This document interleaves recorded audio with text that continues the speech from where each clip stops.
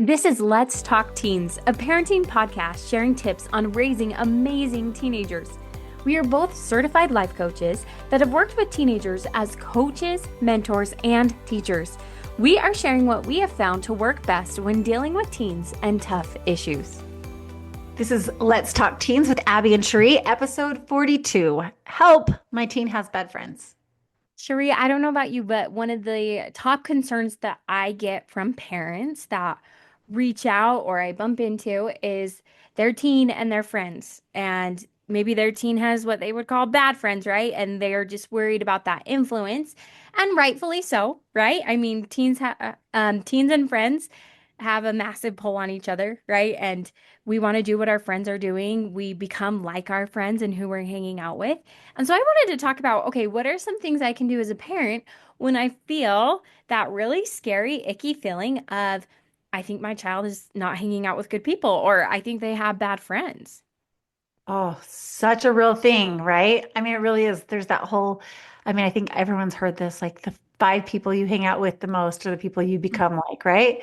So I think as parents, that is a real worry and a real concern. Absolutely. And, one of the first things that I'm like, okay, here's what I would do, mom and dad, right? Is we want to clean up our own mess and get the facts. I know this is going to sound so horrible, right? But I also know that this is human nature. We tend to size up people in just the couple of seconds that we meet them. And we decide, do I like you? Do I not? And when it comes to our children and who they're hanging out with, we size that up. That first impression really matters, but we can also get it really wrong. And there's a lot of factors that can go into that first impression of, I think your parents are annoying, right? And therefore I don't like you. Or, you're not the same religion as my youth. Or I heard you got in trouble doing this, right? Like we bring all of that in to our perception of this person, this individual. And guess what? It can be really off. It can be really wrong. And so we got to clean up our own mess. And so your first gut check of if you're like, ugh, I hate it when my kid hangs out with this other kid, is just asking yourself, why? Why do I think that, right? And answering and being honest and saying, well, I think his dad's really annoying, or I don't like that he talks like this, or and you're going to list off some of those things, but I think it's so important to clean up your own mess first before you start to take other action when it comes to your child's friends. Oh, 100%. I love that. I mean, unfortunately, I found myself in that same place sometimes. And this is how I worked through that. First of all, I like to just say, you know what? There's been some things I've been wrong about, right? I mean, all of us can say that. And I don't really want someone to judge me off the first impression always. Like, I don't always Mhm. give the best first impression, or I don't want someone to judge me off of, people around me or my worst moments. And so I think if I kind of like reflect it to me, like, okay, would I want someone to like have that quick judgment on me? It helps me be like, I want to give this person grace and time. I want to give them a fair chance because I would want that for me, or I would want that for my child. But I think just sometimes, just like you said, is reminding ourselves like sometimes we're wrong about this. So I could be wrong about this. I want to give this friend a chance. Yes. And one of my favorite things, kind of my second step that I'd suggest to parents, once we kind of like figure out in our head, okay, I kind of have this weird thought that this kid does this and this, or maybe I know some things about this kid, right? That might be facts, might be true. Um, we got to stop knitting the sweater. And I wish that was a term I'd come up with, Cheree. I heard that from another life coach. And what she meant by that is just this imagery of we're sitting there and we have these thoughts about this person and we're knitting a whole sweater. We're telling a whole story and we're like, oh, one time they got in trouble in junior high, or I didn't like that they were rude to their siblings this one time, and now I just know that they're a bad kid, and oh, I'm sure they take my kid and they go do this, right? And we're filling in all this fluff, right? We're knitting this sweater that isn't great. And I agree with you. I would just die. Like I pray all the time that people will forgive my blunders, that people will forgive the embarrassing things that I've said, or even going back to my high school years. Oh my goodness, right? Like, I just hope that people weren't knitting sweaters about me based off of maybe a one-time event or something like that. So we got to clean up this mess and then we got to stop filling in, and knitting that sweater on things that we don't know, right? We got to sort facts from opinions. And I would add to that, let people change. right? Let people change because just because someone has done something wrong in the past or maybe has a poor like reputation, that doesn't mean that's always how they are going to be. Like I just think, it's letting people learn and grow and change. Yes. And, I want to, kind of move into maybe where your head is at of you're like, yeah, but Abby, no, like this really is a bad kid. Or I really know for a fact that when he's with my kid, they are getting into trouble, right? And Mhm. guess what? That happens. That is so real. And as moms and dads, we've got to step in to be that parental figure at times and to help our child because if we just are like, well, they'll make their best choice, we can get our kid into trouble. So after, we've kind of cleaned up our mess, we've really thought through our reasons, and we like those reasons for not particularly liking this person or having concerns, then we need to address those concerns with our child. But here's the key point. We got to be calm, right? Because we've done all this work of addressing our own mess. We've stopped knitting that sweater, but we've got to find time to be alone with them and make sure that we have enough time that we can really start to chat. So let's pretend I'm driving in the car with my teenage daughter and I'm really worried about these friends that she's hanging out with. And we've got 5 minutes before I got to drop her off. That might not be the time that I'm going to bring this up because this is a way more than a 5 minute conversation. So finding a time and a place, you even giving your teen a heads up and be like, hey, I would love to talk to you a little bit later tonight. Like, are you free? And so we're calm, we've agreed, right? And we've got time that this can turn into a lengthier conversation if needed. How, like, I mean, maybe you're going to get into this, but I would like to know what is your opinion about just with that friend that maybe isn't the best influence? What do you think about just making sure they're always with you instead of your child going with them somewhere else? I don't know. And you might be going to get into this, but I mean, can you control that a little bit as a parent? What do you think? What are your thoughts on that? On like how much, you know, if we can't get rid of the friend, get rid of the friend. That sounds horrible. No, But, it's real. No, but like, Cheree, I totally know how, what you're talking about. Yes. And I fully agree. So like I think first line of defense for parents should be I'm going to talk to my child, right? Calmly, not like, oh, I hate this group of girls. They're mean girls, but just saying, hey, I've noticed every time you hang out with Jessica, she says all these put downs about you. Like, have you noticed that? Right? And kind of asking them. And truly, truly, this might be shocking for some parents. This might be the first time that dawns on your teen. That might be the first time that they go, oh, is that weird that my boyfriend talks to me like that? Oh, is that weird that they want me to ditch my siblings? I don't know about you, Sheree. That one to me is such like if I have friends over my child and they're mean to their so like my kids, their friends' yes. siblings, I'm Yeah. like, you're done. Nope, you're Yep. never, like that for me. I'm like, that's an unforgivable thing. So, but talking to him and be like, hey, I've noticed every time this friend comes over and I really like this person, right? Start with some good things you like about them.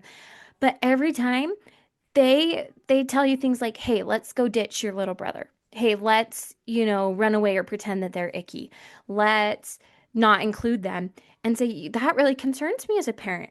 And then leave it there. Let your teen answer back, right? Let them So, talk. so But it's then like really giving them that awareness, like that awareness, because like you said, they might not even have realized it, but now you've given them this awareness to start seeing it. I absolutely. liked I liked your verbiage there of like, have you noticed? Not your friend's doing this, but have you noticed? Because then it helps them be reflective. I really like that a lot. And be fully prepared. Your teen might flip a noodle on you of like, they're my best friend and they're amazing and you just don't understand. And that's okay too, right? Because you're calm. You're like, okay, I'm just bringing this up. Now, to your point, Shree, that I love, then I'm going to start taking action as a parent in I'd almost call these subtle ways of absolutely you can hang out with Jessica. She's coming here, right? Can we have a pizza over here? Can we? And even my mom was queen of this, and I feel like she was a school teacher, so she had those good school teacher skills. When you notice, and I get this might be younger teen behavior, maybe Jessica whispering, or this is a pretend situation to your daughter and being like, "Yeah, let's go outside, but let's sneak out so your siblings don't see." I'm not above as a mom. You go, oh, hey, no, your siblings are coming. and just saying, like, doesn't have to be mean, doesn't have to be, but be like, oh, sorry, girls, you got to have your siblings. They're going to be so much fun. Like, you got this, right? And stepping in those ways that you can. And I get you can't always do that, but if it's not extremely concerning behavior and you've addressed it with your teen, then I feel like you can help kind of foster, I don't know, almost those edges of that friendship of helping corral. They hang out at your house. You let them know, hey, I kind of see this behavior that you're doing, and it's not okay, right? It's not okay in my house. Yeah, I kind of jumped ahead to that, but I think it's okay as a parent. Like I know I was like this when I had teens is there were friends that I just felt a lot better about if they were at my house instead of my child being there. And then it was easier to kind of say things like that, like, hey, this is what we're doing, or involve the siblings, or, just to kind of keep some safer, maybe Yes. healthier boundaries.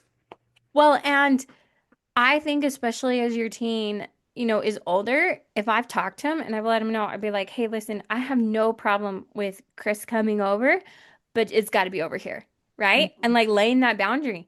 And, your teen might press up against that, but be like, okay, your option is either we preserve this friendship and they hang out here, or I'm not going to let you. Right. And so they're going to quickly go, well, okay, like we can hang out here. And then my job as a mom is to really own up to that and to really be okay with, okay, yep, absolutely, you can come over. And lastly, I do believe that there are some times when you need to step in, right? And take some more drastic action when necessary. Um, but I do, and I'd love to hear your thoughts on this, Cheree. I think it is so much work to corral a teenager that you want to save that for your last resort. Meaning, if you're like, hey, you never can see this girlfriend or boyfriend again, you never can hang out with this friend, or then I just hope like that comes with some serious action of like, how am I going to follow up with that? Do we need to change schools? Do we need, and I think all those things, like when I see parents do those things, right? I always think, wow, I'm so grateful that a parent really is stepping in. And I hope it's equal to the behavior, right? Because there really are behaviors that you're like, nope, we're going to change schools. Nope, you're going to go spend the summer with, Nana and Papa in a different state. And if it saves your child, right? It's worth it. It's worth every I hate you, you're the worst mom in the whole world. But I do believe in saving those for those really extreme actions. Totally agree. I had a neighbor who her son kind of just was not hanging around the best crowd, and they tried a lot of things, and it was spiraling pretty fast. And they did a hard thing, and they sent their son to go live with her sister in a different city. And they didn't want him to have to go somewhere else, but it was the only way he could really get away from these friends. And he now thanks his parents for that. But that was hard, and he didn't like it. And it was kind of that, like, okay, here's our last resort of like what needs to happen. And it wasn't easy on anyone. It wasn't easy on the parents. It wasn't easy on the child, the teen. It wasn't probably easy on the aunt and uncle that took him. But it ended up changing some really important things for him. And he could just have a fresh start, because I do think sometimes those teenagers also want new friends or don't want to be stuck in that friend group, right?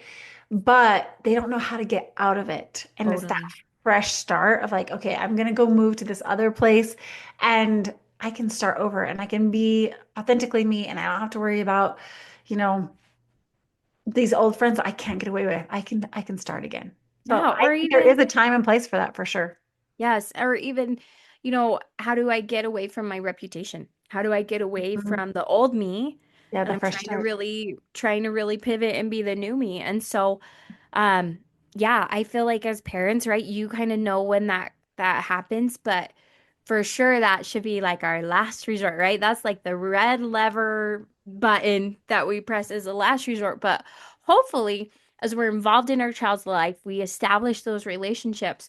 We have that influence to say, hey, I'm worried about this friend, right? And then we can let our team problem solve and figure that out with you and kind of like guide them, right? We're just the guide rails to help guide them to maybe even better friends, to maybe even the same friendship, but evolved. I think it's so good to look at that in different stages of it. Like, okay, first I need to clean up my garbage. am I kind of being hard on this friend? And then that second of like, okay, I need to bring awareness to my teen. And then there is this point where, or well, there's a point also where it's like, okay, I'm just going to keep them on my side. And then there's a point where it's like, for my kids' health, mental, emotional, physical, something needs to drastically change. And I think there is all those levels. And I think as parents, we need to trust our gut on that too. And what is best. Oh, Cheree, so beautifully summarized. So, parents, we hope that this helps you out. We also have lots of other podcasts that I feel like would kind of help out with this of like managing your own thoughts or helping your teen through some big changes. So, check those out, and we can't wait to see you in our next episode. Thank you for listening to Let's Talk Teens with Cheree Murdock and Abbi Winslow. If you are looking for more tips to help your teenager, here's where you can find us. You can find Cheree Murdock on Instagram at Cheree Murdock Coaching or on her website, ChereeMurdock.com. You can find me, Abbi, on Instagram as Abbi Winslow or on my website, AbbiWinslow.com. Please rate and review our podcast and share with a fellow parent. Thanks for listening.